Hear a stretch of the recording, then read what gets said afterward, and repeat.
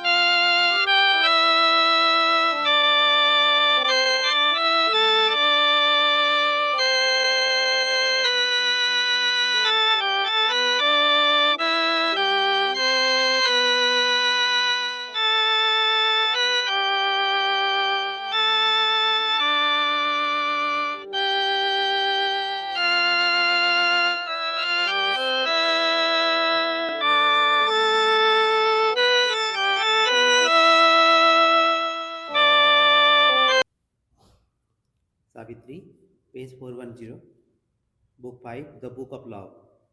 Ajib inclined before some gracious God who has out of his midst of greatness sown to fill with beauty his adorators' hours. She bowed and touched his feet with worshipping hands. She made her life his world for him to tread and made her body the room of his delight. Her beating heart a remembrancer of bliss.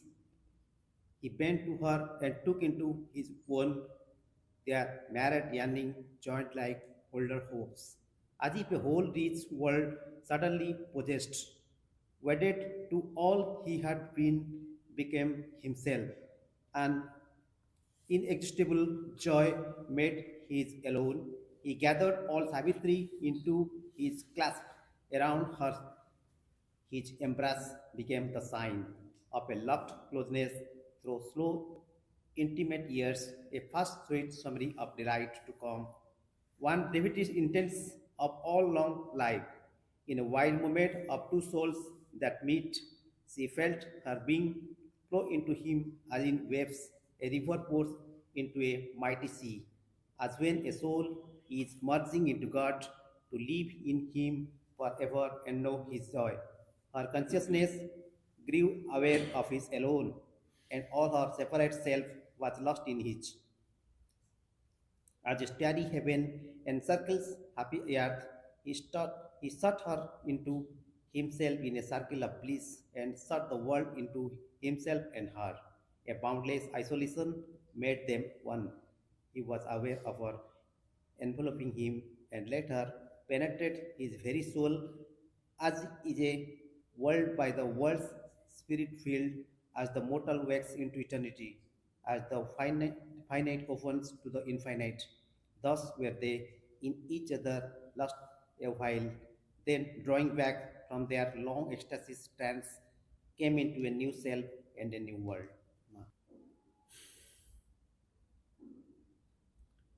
हे देवता प्रथम देखारे जानी पारिली हे देवता प्रथम देखारे जानी पारिली মন্তর সতা তুমি ସେହି ଦିନ ଜାଣିଲି ଜାଣିପାରିଲି ଜାଣିପାରିଲି ହେ ଦେବତା ପ୍ରଥମ ଦେଖାରେ ଜାଣିପାରିଲି ଜାଣିପାରିଲି ହେ ଦେବତା ନୈବେଦ୍ୟ ଗ୍ରହଣ କର ମୋହର সকল চিন্তা ভাবনা অনুভূতি বি তুমর হে দেবতা নৈবেদ্য গ্রহণ কর মোহর সকল চিন্তা ভাবনা অনুভূতি বি তুমর প্রত্যেকর কত বিন্দু প্রভু সিনা তুমরি প্রত্যেকর কত বিন্দু প্রভু সিনা তুমরি প্রত্যেকর কত বিন্দু প্রভু সিনা তুমরি জানি পারিলি জানি পারিলি হে দেবতা প্রথম দেখারে জানি পারিলি জানি পারিলি একান্তে তুমরি মোহি দ্বিধা সংকোচ নাহি যাহা চাহিব তাহেবি যাহা দেব তাহা নেবি একান্তে তুমরি মোহি দ্বিধা সংকোচ নাহি যাহা চাহিব তাহেবি যাহা দেব তাহা নেবি জীবন মরণ পছে বরণ মু করিলি জীবন মরণ পছে বরণ মু করিলি জীবন মরণ পছে বরণ মু করিলি জানি পারিলি জানি পারিলি হে দেবতা প্রথম দেখারে জানি পারিলি জানি পারিলি দেব সুখ দুঃখ যাহা আনন্দরে নেবি তাহা তুমর এ অবদান ମୋ ପାଇଁ ସ୍ୱର୍ଗୀୟ ଦାନ ଦେବ ସୁଖ ଦୁଃଖ ଯାହା ଆନନ୍ଦରେ ନେବି ତାହା ତୁମର ଏ ଅବଦାନ ମୋ ପାଇଁ ସ୍ୱର୍ଗୀୟ ଦାନ ସର୍ବଶ୍ରେଷ୍ଠ ଆନନ୍ଦ ସେ ଦେବ ମୋତେ ଜାଣିଲି সর্বশ্রেষ্ঠ আনন্দ সে দেব মোতে জানিলি সর্বশ্রেষ্ঠ আনন্দ সে দেব মোতে জানিলি জানি পারিলি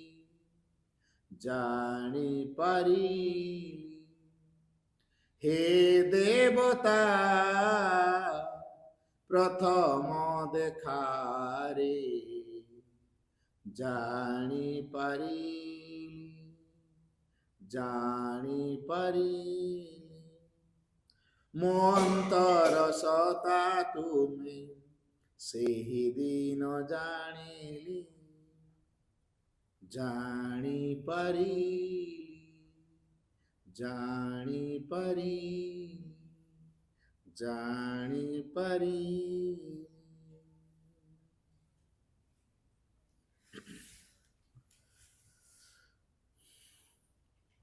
প্রণাম by the lotus feet of the divine mother করুণাময়ী মা পরম প্রভু শ্রী অরবিন্দ উপস্থিত সমস্ত মাতৃ সন্তান ବର୍ତ୍ତମାନ ଆମେ ଗୋଟେ ନୂତନ ବର୍ଷରେ ପଦାର୍ପଣ କରିଛେ ସମସ୍ତଙ୍କୁ ଏ ନୂତନ ବର୍ଷକୁ ସ୍ୱାଗତ ନୂଆ ଚେତନାର ଧାରାରେ ନୂତନ ଜୀବନରେ ଆମେ ମାଙ୍କ ପାଇଁ ଯେଉଁ କାର୍ଯ୍ୟଧାରା ସବୁ କରି କରି ଆସୁଥିଲେ ବର୍ତ୍ତମାନ ଆମ ଚିନ୍ତା ଓ ଭାବନା ଅନୁଭବ ଚେତନା ଏ ସବୁ କିଛିକୁ ନୂଆ ଢଙ୍ଗରେ ଦିବ୍ୟ ଭାବରେ ଗଢ଼ି ଆମେ ମାଙ୍କର ଯୋଗ୍ୟ ହେବା ସେଥିପାଇଁ ମାଙ୍କ ନିକଟରେ ପ୍ରାର୍ଥନା ରଖିବା। ବଡ଼ କଥା ହେଉଛି ଆଜିର ଦିବସ ଯେଉଁ ଗୁରୁତ୍ୱ ରଖିଛି ସେ ଗୁରୁତ୍ୱଟା ହେଲା ତିନିଟା କଥା ଯେଉଁଟା ମା ଅତି ଗୁରୁତ୍ୱ ଦେଇଛନ୍ତି। ମା ଯେଉଁ ଅନୁଭବ କରିଥିଲେ ଡିସେମ୍ବର 31 ତାରିଖ ରାତି 12ଟା ପରେ ସେ ମିଡନାଇଟ୍ ପରେ ପରେ ମାଙ୍କ ଭିତରକୁ ଯେଉଁ ଶକ୍ତି ବା ଯେଉଁ ଚେତନା ଅବତରଣ କରିଛି ତା ନାଁ ମା ଦେଇଥିଲେ ସୁପରମ୍ୟାନ କନସିୟସନେସ୍, ଅତି ମାନବ ଚେତନା। ମୁଁ ଅତି ମାନସ ଚେତନା କଥା କହୁନି, ଅତି ମାନବ ଚେତନା କଥା ମୁଁ କହୁଛି। ତେଣୁ ଆମ ଭିତରେ କନଫ୍ୟୁଜିଂ ନ ରହୁ ଅତି ମାନସ ଆଉ ଅତି ମାନବ ଏକା ପ୍ରକାର ବୋଲି। ଯେଉଁ ଅତି ମାନବ ଚେତନାକୁ ମା ଅବତରଣ କରାଇଥିଲେ ଅର୍ଥାତ୍ ତାଙ୍କ ଭିତରକୁ ଆସିଥିଲା, ଯାହା ସ୍ଥୂଳ ଭାବରେ ପ୍ରକାଶିତ ହେଉଛି, ଯାହା ସମସ୍ତେ ଉପଲବ୍ଧି କରିପାରିବେ, ସେଥିପାଇଁ ପ୍ରମାଣର କିଛି ଆବଶ୍ୟକତା ନାହିଁ। ସେ ହେଉଛି ଆନନ୍ଦପୂର୍ଣ୍ଣ, ସମସ୍ତଙ୍କୁ ଏମ୍ବ୍ରାନ୍ସିଂ ବା ଆଲିଙ୍ଗନ କରି ପକାଉଛି, କାହାରିକି ସେ ବାଦ ଦେବନି।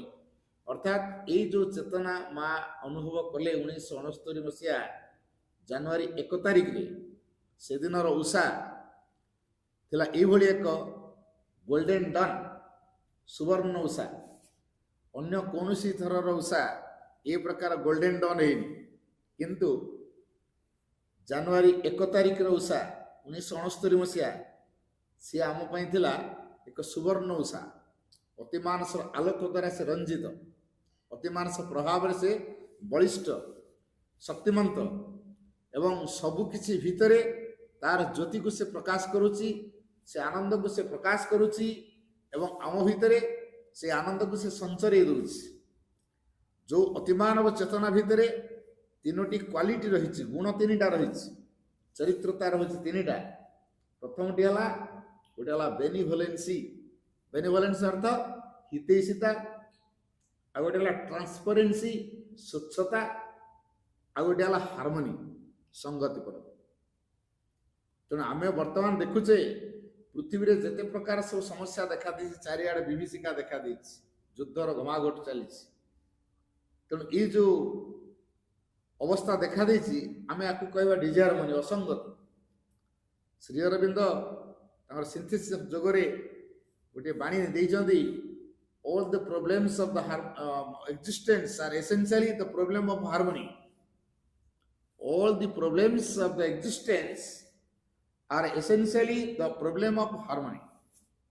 ଅର୍ଥ ବର୍ତ୍ତମାନ ପୃଥିବୀରେ ଯେତେ ସବୁ ଅସଙ୍ଗତିପୂର୍ଣ୍ଣ ଅଡୁଆ ତଡୁଆ ସବୁ ଦେଖାଦେଇଛି, ସମସ୍ୟା ଦେଖାଦେଇଛି, ଇଏ ସବୁଗୁଡ଼ିକ ହେଉଛି ସଂଗତିର ସମସ୍ୟା, ସଂଗତିର ଅଭାବ।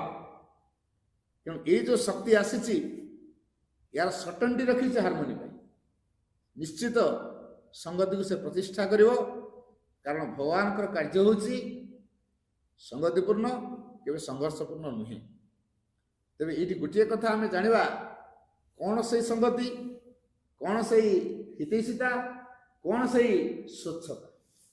ଏ ତିନିଟା କଥାକୁ ମୁଁ ଆଜି ସଂକ୍ଷେପରେ, ସମୟ ତ କମ୍ ଅଛି, ମୁଁ ସଂକ୍ଷେପରେ କିଛି କିଛି ଆଲୋଚନା କରିବି। ପ୍ରଥମ କଥାଟି, ଆମେ ଯେହେତୁ ସମସ୍ତେ ମା ଶିବଙ୍କ ଧାରା ଭିତରକୁ ଆସିଲେଣି, ମା ଆମକୁ ବାଛି ସାରିଲେଣି, ଆମେ ଅନୁଭବ କରିବା ଯେ ୱି ଆର୍ ଦ ଚୁଜେନ୍ ସୋଲ୍ସ। ଆମେ ସମସ୍ତେ ହେଉଛେ ନିର୍ବାଚିତ ଆତ୍ମା। ଯେହେତୁ ଆମେ ସମସ୍ତେ ମାଙ୍କ ଦ୍ୱାରା ନିର୍ବାଚିତ ହେଇଛୁ, ବର୍ତ୍ତମାନ ଆମେ ଆଗରୁ କ'ଣ ଥିଲେ ସେ ଅଲଗା କଥା, ପାଷ୍ଟ ଆମର କ'ଣ ଥିଲା, ମୁଁ କ'ଣ କ'ଣ କରିଯାଇଥିଲି ସେ ଆମ ପାଇଁ ମ୍ୟାଟର ଯେତେ ନୁହଁ। ବର୍ତ୍ତମାନ ମୁଁ ଭବିଷ୍ୟତରେ କ'ଣ କରିବି ସେଇଟା ହେଉଛି ଆମ ପାଇଁ ବହୁତ ଗୁରୁତ୍ୱପୂର୍ଣ୍ଣ। ମା ସେଥିପାଇଁ କହିଲେ, think rather of the future than of the past. ଅତୀତ ଅପେକ୍ଷା ବରଂ ଭବିଷ୍ୟତ ବିଷୟରେ ବେଶୀ ଚିନ୍ତା କର। ଯଦି ଆମେ ଭବିଷ୍ୟତ ପାଇଁ ଯୋଗ୍ୟ ହେବାକୁ ଚାହୁଁଛୁ ତାହେଲେ ଭବିଷ୍ୟତ ବିଷୟରେ ବେଶୀ ଚିନ୍ତା କର। ଅତୀତରେ ମୁଁ କ'ଣ ଥିଲି ସେଟା ମ୍ୟାଟର ନୁହଁ, ମୋ ସ୍ୱଭାବରେ କେତେ ତ୍ରୁଟି ଥିଲା, ମୁଁ କ'ଣ କ'ଣ ସବୁ କରିଯାଇଥିଲି, ମୁଁ ତାକୁ ଯଦି ଭାଳି ହେବି, ଅର୍ଥାତ୍ ଯଦି ସେଇ ଅତୀତର କାର୍ଯ୍ୟଧାରା ମୋ ଭିତରେ ବାରମ୍ବାର ଭାଇବ୍ରେଟିଂ କଲା, ମୋ ଭିତରେ ରିଆକ୍ସନ୍ ତିଆରି କଲା, ମୁଁ ଅସ୍ଥିର ହେଲି, ସମତା ହରେଇଲି, ଏଇଟା ମୋତେ କେବେ ଭବିଷ୍ୟତ ପାଇଁ ଯୋଗ୍ୟ କରାଇବ ନାହିଁ। ତେଣୁ ମା ସେଥିପାଇଁ କହିଲେ, use the past as a preparation for the future. ଅତୀତକୁ ଭବିଷ୍ୟତର ଏକ ପ୍ରସ୍ତୁତିର କ୍ଷେତ୍ର ହିସାବରେ ଆମେ ଗ୍ରହଣ କରିବା। ଅତୀତ ଆମକୁ ବହୁତ କିଛି ଶିକ୍ଷା ଦେଇଛି, କାରଣ ଅତୀତରେ ଆମେ ତିଆରି ହେଇଛେ। ଆମେ କେବେ ପ୍ରଶ୍ନ କରିଛେ ଆମେ କେବେ ତିଆରି ହେଇଛେ? ଆମର ସୃଷ୍ଟି କେବେ ହେଇଛି ଜାଣିଛେ? ଏଇ ଲାଇଫରେ ଆମେ କହୁଛେ ମୁଁ ମାନବ, ୟା ପୂର୍ବ ଲାଇଫ ମୋର ମାନବ କି ଆଉ କଣ ଥିଲା କିଏ କହିପାରିବ? ପୋଷାକ ପରିବର୍ତ୍ତନ ହେଲା ଭଳି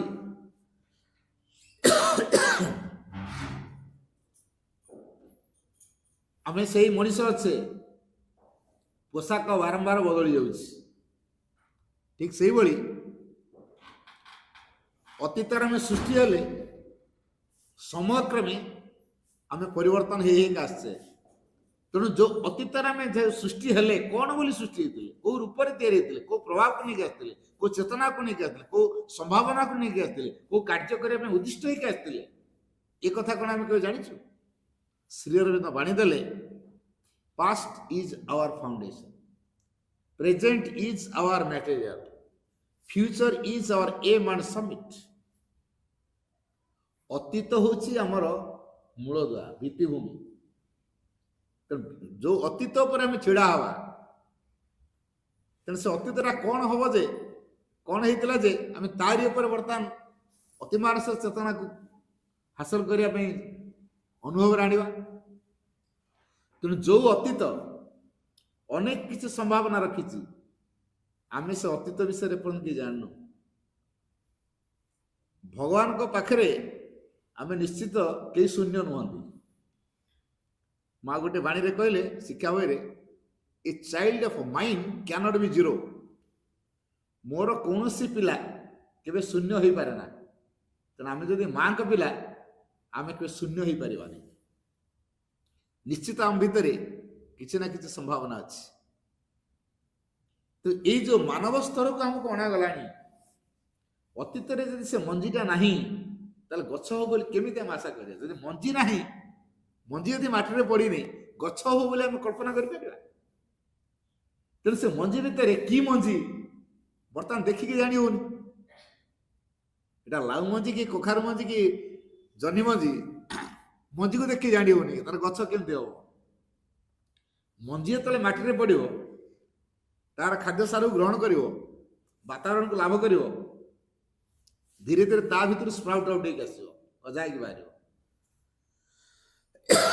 ଏବଂ ତା ଭିତରୁ ଯୋଉ ଗଜା ହେଇକି ବାହାରିବ, ତାପରେ ଗଛଟି ହେଲା ପରେ ଜାଣିପାରୁଛ, ଓ ଏଟା ଲାଉ ଗଛ କି ଏଟା କଖାରୁ ଗଛ କି ଏଟା ଜହ୍ନି ଗଛ। ଗଛ ହେଲା ପରେ ଜାଣୁଛେ। ଯଦି ମଞ୍ଜି ଭିତରେ ଗଛ ହବାର ସମ୍ଭାବନା ନଥାନ୍ତା, ତାହେଲେ ଗଛ କେବେ ତିଆରି ହେଇପାରିବ? ତେଣୁ ମଞ୍ଜି ଭିତରେ ଯଦି ଦିବ୍ୟତାର ସମ୍ଭାବନା ନାହିଁ, ସେ କେବେ ଦିବ୍ୟକୁ ଅଭିବ୍ୟକ୍ତ କରିପାରିବ? କରିପାରିବନି। ତାହେଲେ ଆମ ମାନବ ମାନଙ୍କୁ ଯୋଉ ବର୍ତ୍ତମାନ ବିବର୍ତ୍ତନଗତ ଧାରାରେ ସେଇ ମାଙ୍କର ବାହ୍ୟତମ କ୍ରିୟାଶୀଳ ଶକ୍ତି, ଯାହା ନାଁ ହଉଛି ପ୍ରକୃତି, ଯୋଉ ପ୍ରକୃତିକୁ ଆମେ କେବେ ଇଗ୍ନୋର କରିପାରିବା ନାହିଁ। କାରଣ ପ୍ରକୃତି ପାଇଁ ଆଜି ଆମେ ତିଆରି ହେଇଛେ, ପ୍ରକୃତି ପାଇଁ ଆମେ ଆଜି ବଞ୍ଚିଛେ। ପ୍ରକୃତି ଆମର ବହୁତ କିଛି, ସେ ହଉଛି ସେ ମାଙ୍କର ଶକ୍ତି, କିନ୍ତୁ ଗୋଟେ ବାହ୍ୟତମ ଦିଗର କ୍ରିୟାଶୀଳ ଶକ୍ତି। ମଣିଷ ଭିତରେ ଗୋଟେ ପ୍ରକୃତି ଅଛି, ବାହାରେ ମଧ୍ୟ ଗୋଟେ ବିଶ୍ୱ ପ୍ରକୃତି ଅଛି। ବ୍ୟକ୍ତି ଭିତରେ ଗୋଟେ ପ୍ରକୃତି ଅଛି, ପୁଣି ବିଶ୍ୱ ସ୍ତରରେ ମଧ୍ୟ ଗୋଟେ ପ୍ରକୃତି ଅଛି। ତେଣୁ ଯେ ଭିତର ସହିତ ବିଶ୍ୱର ପୃଥିବୀର ବାତାବରଣର ସମ୍ପର୍କ ଅଛି ନା ନାହିଁ? ପବନ ଆମେ କୋଉଠୁ ପାଉଛେ? ପାଣି, ପବନ ଏସବୁ କୋଉଠୁ ଆସୁଛି? ବାହାରୁ ନା ଭିତରୁ? ଯେ ସେଇଟା ନଥାନ୍ତା ଆମେ କଣ ଏକ୍ଜିଷ୍ଟ କରିପାରନ୍ତେ? ତେଣୁ ଏ ଦୃଷ୍ଟିରୁ ଆମେ ଚିନ୍ତା କରିବା, କିଛି ଗୋଟେ ମହତ୍ତମ ଉଦ୍ଦେଶ୍ୟରେ ଆମମାନଙ୍କୁ ମା ତିଆରି କରିଛନ୍ତି। ତ ସେ କଣ ସେ ମହତ୍ତମ ଉଦ୍ଦେଶ୍ୟଟା ଆମେ କେବେ ଜାଣିନୁ। ସେଥିପାଇଁ ମା କହିଲେ,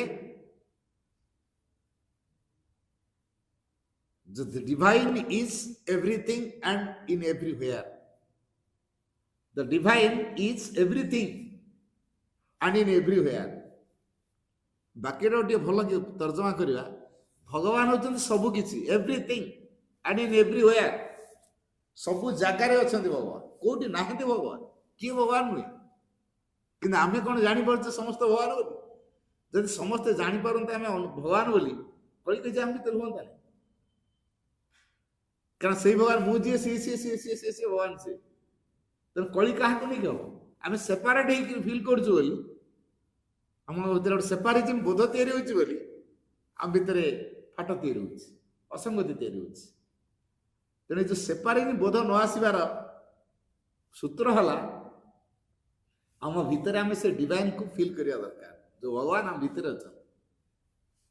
ତେଣୁ କିନ୍ତୁ ଏପର୍ଯ୍ୟନ୍ତ ଯାହା କିଛି ସୃଷ୍ଟି ହେଇଛି ତା ଭିତରେ ମନୁଷ୍ୟ ଶ୍ରେଷ୍ଠ ସ୍ଥାନରେ ଅଛି, କିନ୍ତୁ ଶେଷ ସ୍ଥାନରେ ନାହିଁ। ତା ଭିତରେ ଶ୍ରେଷ୍ଠତା ହେଲା କଣ ସେ ଖୋଜିବ? ତା ଭିତରେ ଶ୍ରେଷ୍ଠତା ହେଲା ତା ଭିତରେ ଥିବା ଦିବ୍ୟତା, ତା ଭିତରେ ଥିବା ଆତ୍ମା, ଯେ ଭଗବାନଙ୍କର ପ୍ରତିନିଧି, ତାକୁ ସେ ଆବିଷ୍କାର କରିବ। ତାପରେ ଯାଇ ସେ ଜାଣିପାରିବ ତା ଶ୍ରେଷ୍ଠତା କଣ।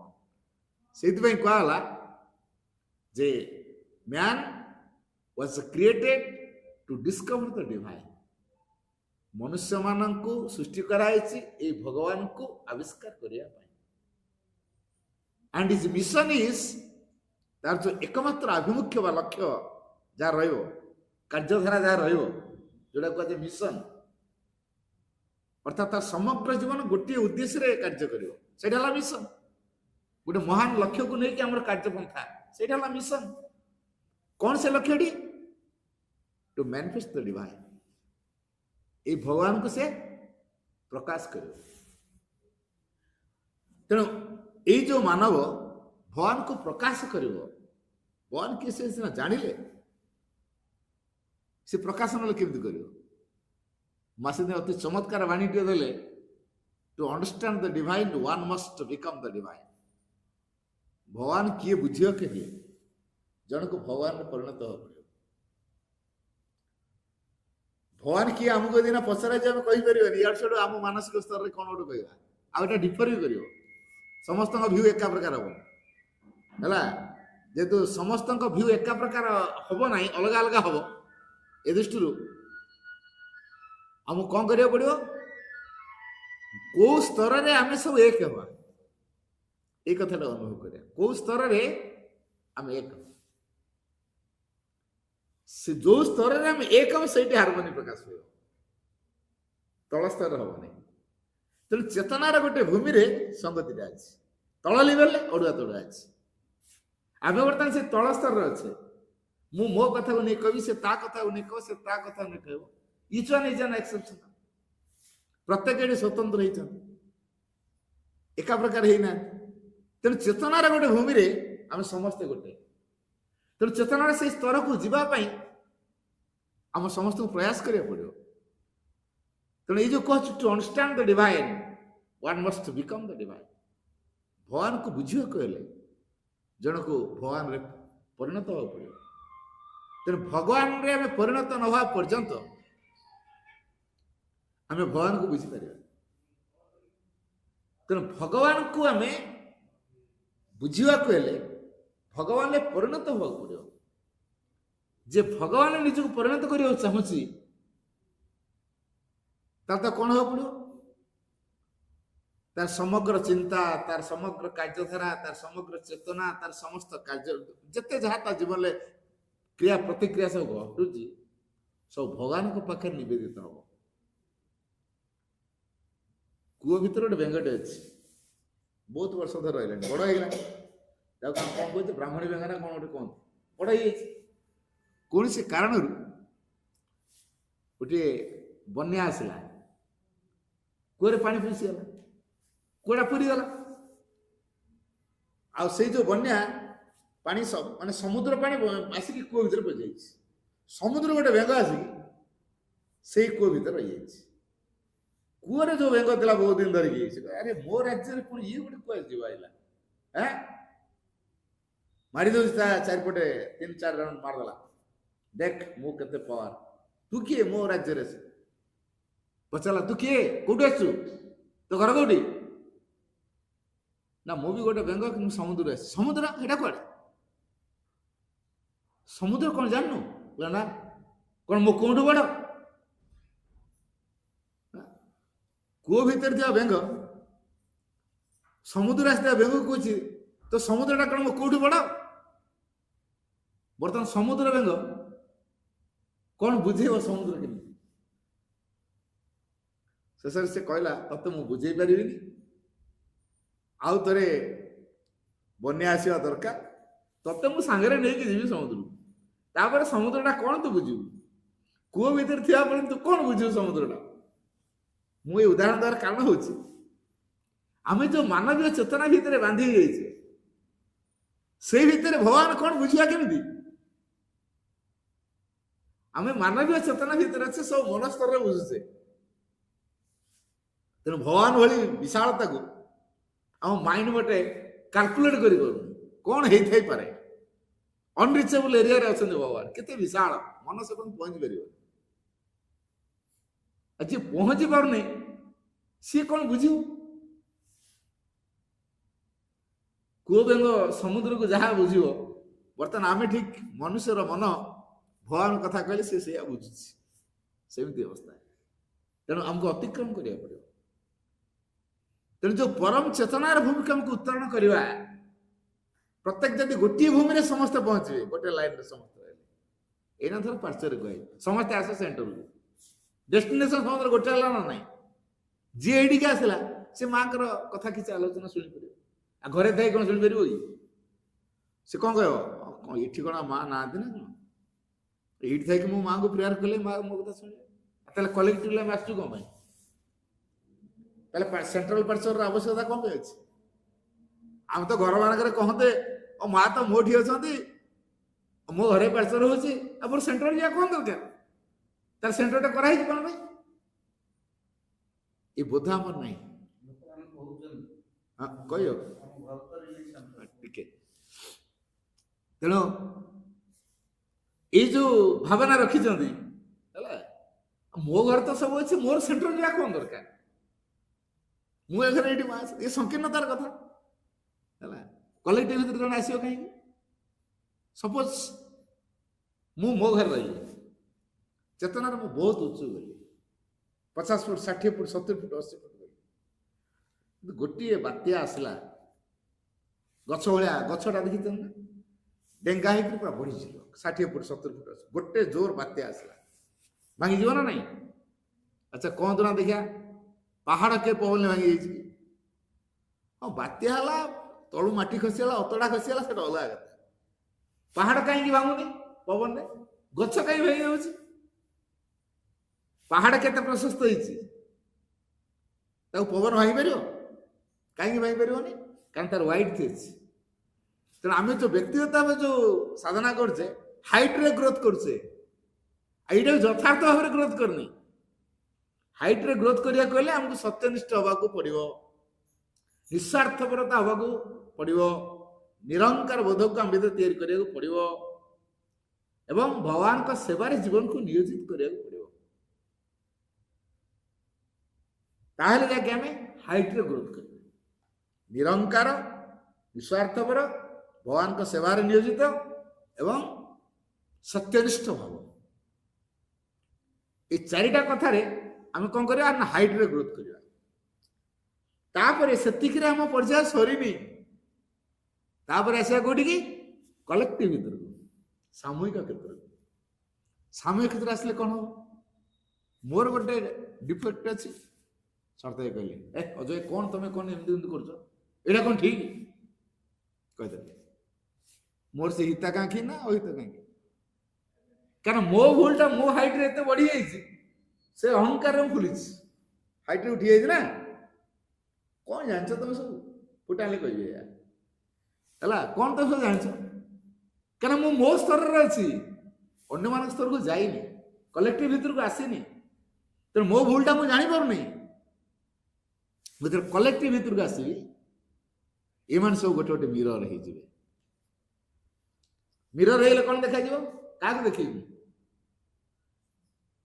ତେଣୁ ମୁଁ ଯଦି ଭାଇଙ୍କର ଗୋଟେ ଡିଫେକ୍ଟ ଦେଖିଲି, ତାହେଲେ ସେ ଡିଫେକ୍ଟଟା କାହାର? ସେ ଯଦି ଗୋଟେ ମିରର, ଶରତ ଭାଇ ଗୋଟେ ମିରର, କୁଳ ଭାଇ ଗୋଟେ ମିରର, ରମେଶ ଗୋଟେ ମିରର, ତାହେଲେ ଇଏ ଗୋଟେ ଗୋଟେ ମିରର ସବୁ ହେଇଗଲେ, ମୁଁ ଦେଖିଲି ଭାଇଙ୍କର ଏଇ ଅଡୁଆ, ଅପାଙ୍କର ଏଇ ଅଡୁଆ, ମତେ ଦେଖାଗଲା।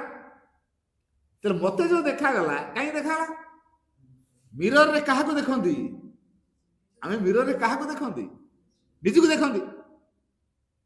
ତେଣୁ କଲେକ୍ଟିଭ ଭିତରକୁ ଆସିଲେ ସିନା ଅନେକ ମିରରରେ ଆମେ ରିଫ୍ଲେକ୍ଟ ହଉଥିବା। କାହାଠି କଣ ଆମେ ଯୋଉ ଦେଖାଗଲା ଆମକୁ ସବୁ ଅଡୁଆ ତଡୁଆ ଗୁଡାକ, ଏଟା କାହାର ହେଇଥିବ? ମୋର ଡିଫେକ୍ଟଟା ଅନ୍ୟଠି ରିଫ୍ଲେକ୍ଟ ହଉଛି ହେଲା, ସେଟା ତାଙ୍କର ନୁହେଁ ମୋର। ମୁଁ ଯଦି ଭାଇଙ୍କର ମିଷ୍ଟେକ୍ ବୋଲି କହିଲି, ମତେ ସେ ମିଷ୍ଟେକଟା ଦେଖାଗଲା କେମିତି? ଅର୍ଥାତ୍ ମୋ ଭିତରେ ସେଟା ଅଛି। ତେଣୁ ସୁଧାରିବା ପାଇଁ ସୁଯୋଗ କଲେକ୍ଟିଭ ଭିତରୁ ଆସିଲେ ତ ସୁଧାରି ହବ। ଏଇଥିପାଇଁ ଆମର କଲେକ୍ଟିଭନେସ୍ ଦରକାର। କଲେକ୍ଟିଭ ଭିତରୁ ଯିଏ ନ ଆସିବ, ସାମୂହିକ କ୍ଷେତ୍ରରୁ ନ ଆସିବା ପର୍ଯ୍ୟନ୍ତ ଆମ ତ୍ରୁଟି ସେମିତି ତ୍ରୁଟି ହେଇକି ରହିଯିବ। ଏଇଥିପାଇଁ କଲେକ୍ଟିଭ ଭିତରକୁ ଆସିବାକୁ ପଡିବ। ଆମେ ବାହାନା କରୁଥିବା, ମୁଁ ତ ମୋ ଘରେ ଠିକ ଠାକ ଅଛି, ହେବି କାହିଁକି ଯିବି, ମୋର ଏଇଆ ଅଡୁଆ ତଡୁଆ ଅଛି, ଏଇଟା କିଏ କଣ ମତେ କହିବ, ଇଏ କରିବ, ମୋ ହଟ୍ ହଉଥିବ, ମୋ ଅଡୁଆ ଲାଗିବ, ମୁଁ କାହାକୁ କଣ କହିଦେବି, କିଏ କଣ ଫିଲ୍ କରିବ, ମୋର ଯିବାର ନାହିଁ। ମୋର ଏଇଠି ଯାଇକି ମାକୁ ଡାକିବାର ଅଛି, ମୋ ଘରେ ମୋର ପଢିବାର ଅଛି, ମୋ ଘରେ ପାର୍ଟିସିପେଟ କରିବାର ଅଛି, ମୋର ସେଣ୍ଟରକୁ ଯିବାର ନାହିଁ, ତମ ସହିତ ମୋର ମତଲବ ନାହିଁ। କେବଳ ହାଇଟ୍ରେ ସିନା ପ୍ରୋଗ୍ରେସ କରି କଲେକ୍ଟିଭ ଭିତରକୁ ଆସିବେ। ଶ୍ରୀଅରବିନ୍ଦ କଲେକ୍ଟିଭ କାହିଁକି? ସମସ୍ତ ଭିତରକୁ ଆସିଲେ, କଲେକ୍ଟିଭଲି ଆମେ ସାମୂହିକ ଭାବରେ ଆସିଲେ ସାମୂହିକ ପରିବର୍ତ୍ତନ ହବ। ସାମୂହିକ ପରିବର୍ତ୍ତନରେ ନିଜର ପରିବର୍ତ୍ତନ, ଆଉ ସାମୂହିକ ପରିବର୍ତ୍ତନ ପାଇଁ ନିଜକୁ ପରିବର୍ତ୍ତନ। ଦିଟା କଥାକୁ ଆମେ ସାଇମଲ୍ଟେନିୟସ୍ ନେବାକୁ ପଡିବ, ଏକା ସାଙ୍ଗରେ ନେବାକୁ ପଡିବ। ସମୂହ ପରିବର୍ତ୍ତନ, ନିଜର ପରିବର୍ତ୍ତନ ଅଛି, ନିଜର ପରିବର୍ତ୍ତନ ହେଲେ ଯାଇକି ସମୂହ ପରିବର୍ତ୍ତନ ହବ। ଏଇ କଥାକୁ ଯଦି ଆମେ ପୁରା ଡିପଲି ହୃଦୟର ସହିତ ନବା, ସାମୂହିକ ପରିବର୍ତ୍ତନରେ ମୋର ପରିବର୍ତ୍ତନ, ଆଉ ମୁଁ ଯଦି ନ ବଦଳିଲେ ସମୂହ ପରିବର୍ତ୍ତନ ହେଇପାରିବନି ହେଲା। ତେଣୁ ମୁଁ ବଦଳିଲେ ଯାଇକି ଅନ୍ୟମାନଙ୍କୁ ବଦଳାଇବା ପାଇଁ ଚାହିଁବି, ଇଚ୍ଛା କରି ପରିବର୍ତ୍ତନ ପ୍ରାର୍ଥନା କରି କଣ ଗୋଟେ ଉପାୟ ବାହାର କରିବି। କାରଣ ସମୂହ ପରିବର୍ତ୍ତନ ଚାହୁଁଛି, ସମୂହ ବିକାଶ ହେଲେ ଯାଇକି ମୋର ବିକାଶ ହବ। ମୁଁ ହେଲା ପ୍ରଭୁ କହିବି, ସୂର୍ଯ୍ୟ କୁଆଡେ ଗଲ, ଏତେ ଅନ୍ଧାର ଭିତରେ କାହିଁ ରଖିଛ, ଶୀତ ଯେ କାହିଁରେ କଣ ହଉଛି, ତମେ ଟିକେ ଆସିଲ ଜୋରେ ଖରାଟା ଦେଇଦେଲ। ଆଚ୍ଛା, ମୁଁ ଯଦି ସୂର୍ଯ୍ୟଙ୍କୁ ପ୍ରାର୍ଥନା କରିବି, କଣ ମୋ ପାଇଁ ସୂର୍ଯ୍ୟ ପଳେଇ ଆସିବେ? ଆସିବେ। ଯଦି ବା ସୂର୍ଯ୍ୟ ଆସନ୍ତି, କଣ ମତେ ଏକୁଟିଆ କିରଣ ଦେବେ? ସମସ୍ତଙ୍କୁ ଦେବେ। ସମୂହ ଯେତେବେଳେ ପ୍ରାର୍ଥନା କରିବେ, ସୂର୍ଯ୍ୟ ଆସିଗଲେ ସମସ୍ତେ ଉପରକୁ ଦେବେ ନା ନାହିଁ? ସୂର୍ଯ୍ୟ ଆସିଗଲା ମାନେ ମୁଁ କଣ ଆଉ ଶୀତରେ ଥିବି କି? ମତେ ବି ଖରାଟା ଲାଗିବ ନା। ତେଣୁ ସମୂହ ବିକାଶ ପାଇଁ ଯଦି ପ୍ରାର୍ଥନା ରହିଲା, ନିଜର ବିକାଶ ହବ। ଆଉ ନିଜର ବିକାଶ ହେଲେ ପ୍ରତ୍ୟେକ ଚାହିଁବ ନିଜର ବିକାଶ, ସମୂହ ସହିତ ମୋର, ମୁଁ ବିକାଶ କରିବି, ସମୂହ ପରିବର୍ତ୍ତନ। ଆগে ସମୂହଟାକୁ ଚାହାନ୍ତୁ, କଲେକ୍ଟିଭନେସଟାକୁ ଆସ ଦେଖନ୍ତୁ, ତାହେଲେ ନିଜର ବିକାଶ ହେଇଯିବ। ଆମେ କେବେ କଲେକ୍ଟିଭନେସଟାକୁ ଦେଖୁନୁ, ସେ ଭାଇ ବା ସେ ଅପାର ବିକାଶ ହଉନି। ମୁଁ କେବେ ଇଚ୍ଛା କରିଛି କି ତାର ବିକାଶ ପାଇଁ କଣ କରାଯାଇପାରେ? ଆମେ ଯେହେତୁ ଗୋଟେ ପରିବାର ବୋଲି କହୁଛେ, ମୁହଁରେ କହିଦେଲ ତା ପାଇଁ କେତେ ପ୍ରାର୍ଥନା କରିଛେ ତାର ପରିବର୍ତ୍ତନ ପାଇଁ। ଆମେ ସମସ୍ତେ ମିଶିକି ମା କାମ କରୁଛେ। କଲେକ୍ଟିଭ ଭିତରକୁ ଆସିছে ଅର୍ଥ କଣ? ମୁଁ ପଦବୀର ଅଧିକାରୀ ହେବା ପାଇଁ ଆସିନି। ମା ଲେଖିଛନ୍ତି, ମୁଁ କୌଣସି ସାଧକକୁ କୌଣସି ପଦବୀ ଦେଇନଥାଏ, କ୍ଷମତା ଦେଇନଥାଏ, ଲେଖିଛନ୍ତି ଗୋଟେ ବାଣୀରେ। ମା ଯେହେତୁ କୋଉ ସାଧକକୁ ପଦବୀ ଦିଅନ୍ତିନି କି କ୍ଷମତା ଦିଅନ୍ତିନି, ଯେ ସାଧନା କରିବ ସାଧକ ତାକୁ ପଦବୀ କ୍ଷମତା ମିଳିବନି। ବାବାଜୀ ମହାରାଜ ଆମର ଜ୍ୱଳନ୍ତ ଉଦାହରଣ। ସେ କୋଉ ପଦବୀରେ ଥିଲେ କହନ୍ତୁ ନା ଦେଖିବା? ନଥିଲେ। ଆଶ୍ରମ ଆଇଡି ବୋଲି ତା ରେକର୍ଡ ବି ରଖିନାହାନ୍ତି ମା, ଜାଣିଛନ୍ତି? କାରଣ ସେ ଭଗବାନଙ୍କର, ମୁଁ କଣ ତାକୁ ରେକର୍ଡ ଭିତରେ ବାନ୍ଧିକି ରଖିବି? ମା ଏଇଟା ଜାଣିଥିଲେ, ସେ ସିଧା ଭଗବାନଙ୍କ ଇନଷ୍ଟ୍ରୁମେଣ୍ଟ। ତେଣୁ ଓଡ଼ିଶାବାସୀ ଯଦି କେହି କେତେବେଳେ ଯାଇକି ବାବାଜୀଙ୍କୁ ପଚାରନ୍ତି ଯେ ଆମେ କେମିତି କଣ କାମ କରିବୁ ମାଙ୍କର, ଭଗବାନଙ୍କର, ମା କହନ୍ତି ବାବାଜୀଙ୍କୁ ପଚାର, କାରଣ ବାବାଜୀ ସିଦ୍ଧ ସାଧକ, ସିଦ୍ଧ ସାଧକ। ସେ ସାଧକ ବୋଲି ମା ତାକୁ କୋଉଠି ଲିଷ୍ଟେଡ କରିକି ରଖିନାହାନ୍ତି, କନଫାଇନ୍ କରିନାହାନ୍ତି ଆଶ୍ରମର ତ ଏଇ ପଦବୀରେ। ଅନ୍ୟମାନଙ୍କୁ ଡିପାର୍ଟମେଣ୍ଟ ଇନଚାର୍ଜ ରଖିଛନ୍ତି, ମା ତାଙ୍କୁ ରଖିନାହାନ୍ତି। କିନ୍ତୁ ସମସ୍ତେ ମାନନ୍ତି ନା ନାହିଁ ବାବାଜୀଙ୍କୁ? ଖାଲି ଓଡ଼ିଶା ଲୋକ ନୁହଁ, ବାହାର ଲୋକମାନେ ମଧ୍ୟ ବାବାଜୀ ମହାରାଜ ଅତି ଚମତ୍କାର ଭାବରେ କରୁଥିଲେ, ଉତ୍ତର ଦେଉଥିଲେ। ସେଦିନ ଯୋଗକୁ ଅତି ତନ୍ନ ତନ୍ନ କରିକି ବୁଝେଇ ପାରୁଥିଲେ, କିନ୍ତୁ କୋଉ ପଦବୀରେ ନଥିଲେ ବା ଆଶ୍ରମ ଆଇଡିର ରେକର୍ଡ ଭିତରେ ତାଙ୍କୁ ରଖାଯାଇଛି। କାହିଁକିନା ସେ ଭଗବାନଙ୍କର ଇନଷ୍ଟ୍ରୁମେଣ୍ଟ ହେଇସାରିଛନ୍ତି, ଆଉ ଅଧିକ କଣଟା ସେ କରିବେ? ତେଣୁ ସେ ଅଲରେଡି ଭଗବାନଙ୍କ ଦ୍ୱାରା ଇନଷ୍ଟ୍ରୁମେଣ୍ଟ ହେଇସାରିଛନ୍ତି। ସେ ଭଗବାନଙ୍କର, ଆଉ ମୁଁ କହି ସେ ଆଶ୍ରମର ସାଧକ, ଆଉ ଏଇ ଡିପାର୍ଟମେଣ୍ଟର ଇନଚାର୍ଜ, କଣ ତାକୁ କନଫାଇନ୍ କରି ରଖା ହବ? ସେଥିପାଇଁ ମା ରଖିନଥିଲେ। ସେ ଜାଣିଥିଲେ ବୋଲି ମା ରଖିନଥିଲେ। ସେଥିପାଇଁ କହିଲେ ଯିଏ ପ୍ରକୃତ ସାଧକ ତାକୁ କିଏ କ୍ଷମତା ମିଳିବନି, ପଦବୀ ତାକୁ ଦିଆଯିବନି। ତେଣୁ ଆମେ କଲେକ୍ଟିଭ ଭିତରୁ ଯେତେବେଳେ ଆସିବା, ଆମେ ଦେଖିବା ସମସ୍ତଙ୍କର ବିକାଶ କେମିତି ହେବ। ଏ ଅନୁଷ୍ଠାନ ହେଉଛି କଣ? ଆତ୍ମାର ବିକାଶ ପାଇଁ କେନ୍ଦ୍ର, ଗବେଷଣା କେନ୍ଦ୍ର। ଇଏ ଘରେ ରହିଲେ ଆମ ଗବେଷଣାଟା ହେଇପାରିବନି, ଏଟା ଲାବୋରେଟୋରୀଟା। ଏଇଠି ଲାବୋରେଟୋରୀରେ ପରୀକ୍ଷାଟା କରାଯିବ ନା ଘରେ ପରୀକ୍ଷା କରାଯିବ? କୁହ।